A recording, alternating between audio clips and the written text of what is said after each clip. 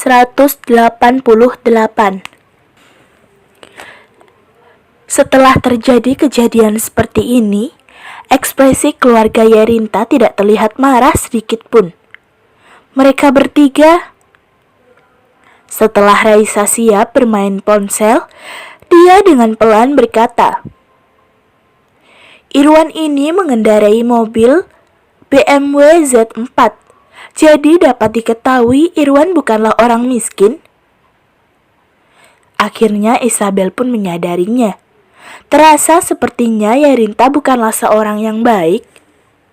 Walaupun keluarga Yun sangat terkenal akan sejarahnya yang lama di kota ini, tetapi ekonomi keluarga Yun masih ikut untuk diurutkan. Apalagi dengan keluarga Yerinta yang sangat jauh berbeda lagi dengan mereka. Tapi keluarga Yun masih bisa mendukung pengeluaran keluarganya. Jadi keluarga begitu tidak aneh jika bisa membesarkan anak tidak tahu aturan seperti Yerinta yang tidak berpengetahuan. Isabel teringat saat dia pertama kali bertemu dengan Yerinta. Dia menggunakan segala cara untuk menghentikan aku untuk datang. Dari saat itulah Yerinta membuat dirinya tampak seperti sangat hebat. Apalagi semenjak diriku menjadi sebagian dari keluarga Yun. Yerinta selalu menyusahkan. Tidak disangka, kali ini dia malah menyangkut pautkan masalah ini dengan Ravindra. Ternyata aku memang terlalu polos. Dia memang tidak akan mengatakan jika aku tidak memohonnya. Keluarga Yerinta yang awalnya berkata tidak tahu kejadian Yerinta dengan Irwan, tapi sepertinya mereka tahu. Bukankah ini namanya mau merampok hidup orang? Isabel sekarang merasakan penyesalan yang dalam. Setelah istri Irwan mendengar perkataannya, dia tampak seperti orang gila yang memukul dan menarik Irwan.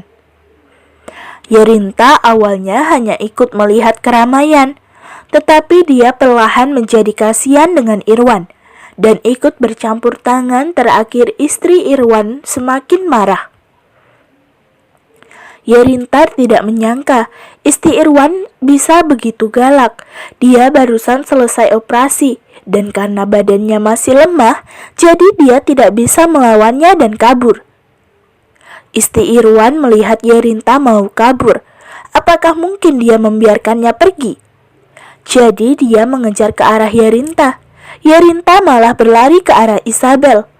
Saat Yerinta mengarah ke arahku, aku berprasangka tidak baik dengan tatapannya. Ravindra dan Raisa bersamaan juga melihatnya. Ravindra awalnya ingin menaikkan kakinya dan menendang wanita ini memberontak itu. Tetapi setelah dipikirkan, dia memikirkan sebuah ide baik lagi. Jadi dia berdiri dengan diam di tempat itu tanpa melakukan apapun. Halaman ini memang kecil dan orangnya banyak. "Kak Isabel, tolong aku." Yerinta langsung bersembunyi di belakang Isabel. Istri Irwan membawa pisau daging mengarah ke Isabel. "Matilah. Yerinta, kamu pantas mati. Jika ada yang terjadi pada anakku, aku tidak akan memaafkanmu." Isabel baru saja ingin membalik badan untuk menghindar. Tetapi saat dia tidak sempat menghindar, Ravindra tiba-tiba muncul di tengah mereka. Lalu, pisau daging yang berada di tangan istri Irwan dengan cepat melukai lengan tangan Ravindra. Isabel seketika terkejut. Seluruh orang yang berada di tempat juga terkejut dengan penampakan ini. Irwan menjerit, "Citra, kamu sudah gila. Beraninya kamu melukai direktur Kittadhara Finance Group. Matilah kamu." Kegalakan istri Irwan tiba-tiba menghilang. Dia terduduk di lantai dan terdiam. Beberapa hari ini, wartawan lokal semua memberitakan tentang kerjasama Kittadhara Finance Group dengan keluarga Mo. Istrinya sebagai pegawai yang bekerja di bagian iklan, tidak mungkin tidak tahu Direktur Kitadara Finance Group. Matilah, dia beneran tidak ada jalan lagi. Kenapa dia bodoh sekali? Isabel dengan hati-hati memegang lengan tangannya Ravindra. Dia tidak bisa menahan air matanya lagi. Kenapa kamu bodoh sekali? Kamu tidak tahu cara menghindar. Bagaimana jika kamu luka karena aku menghindar? Ravindra dengan tatapan yang dalam melihat Isabel. Luka kecil ini apalah? Di mataku, keamanan kamu dan anakku paling penting. Jangankan luka, aku juga akan memberikan nyawaku tanpa keraguan. Air mata Isabel semakin cepat mengalir setelah mendengarkannya. Sakit tidak? Isabel merasakan dirinya yang sangat kesakitan. Tidak sakit jika kamu menciumku, maka aku tidak sakit lagi. Ravindra dengan tidak ragu meminta kasih sayang dari istrinya. Sudah waktu apa ini? Masih bercanda? Saat ini, Tuan dan Nyonya Yun langsung menyadarinya dan langsung menghubungi dokter pribadi mereka untuk membungkus lukanya. Lagi pula sekarang Ravindra juga menantu keluarga Yun. Jadi apa salahnya jika terluka di rumah keluarga Yun? Isabel mendengar keberadaan dokter keluarga Yun. Dia langsung mencari dokter untuk mengobati lukanya.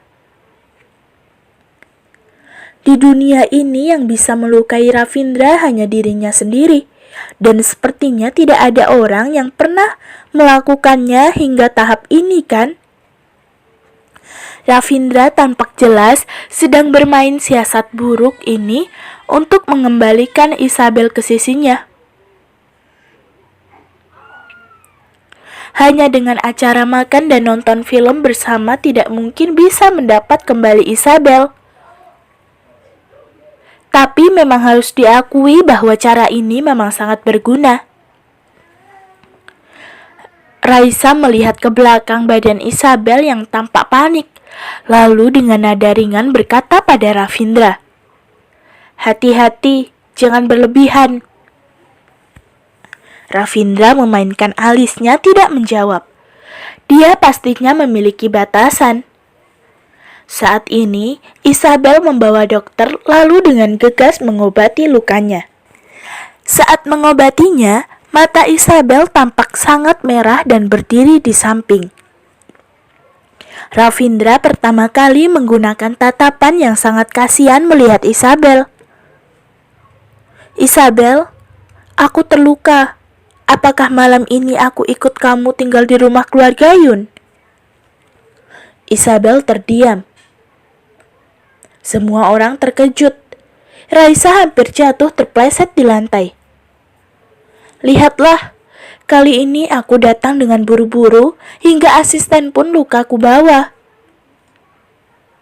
Ravindra lanjut dengan ekspresi kasihan menatap Isabel. Dan sekarang, aku sudah terluka. Tatapan Isabel berhenti di luka tangannya. Dan akhirnya hati dia pun menjadi lembut. Dia merasa jika menolaknya di saat ini, tampaknya terlihat sangat tidak manusiawi. Melihat Isabel menganggukkan kepalanya menyetujui, Ravindra seketika tertawa. Tawaan ini membuat pandangan orang menjadi aneh. Semua orang dalam hati berkata, "Jahat." Yerinta dengan tidak puas menatap perutnya Isabel. Tadinya dia tidak bisa menggunakan tangan istri Irwan untuk menyelakai anak di perutnya. Tampaknya memang tidak ada kesempatan lagi. Yerinta dengan tidak puas berjalan ke depan. Dia barusan ingin berbicara. Senyuman di wajah Ravindra langsung menghilang. Dia menatap Yerinta dengan ekspresi yang sangat dingin dan cuek. Yerinta berkontak mata dengan tatapan Ravindra yang mematikan. Dia langsung seperti sedang menjalankan perang dingin. Yerinta tidak berani berkontak mata dengan Ravindra lagi. Dia langsung menundukkan kepalanya tanpa berkata apapun. Ravindra dari tadi sedang menyimpan auranya untuk membiarkan Irwan sekeluarga bertengkar. Sekarang tujuannya sudah sampai.